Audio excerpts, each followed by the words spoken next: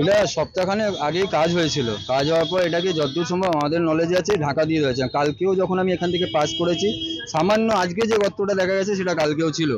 আমাদের যতদূর ধারণা দুটো জিনিস হতে পারে, নয় কেউ মেরে দিয়ে ঢুকিয়ে দিয়ে গেছে, আর দ্বিতীয় না হতে পারে যেহেতু কাজ হয়েছিল, কাঁচা কাজ ছিল, বৃষ্টি হয়েছিল 10 তারিখ নাগাদ, বৃষ্টির পর হয়তো এখানে ধসটা নেমে গিয়ে ঘটনা ঘটে থাকতে পারে।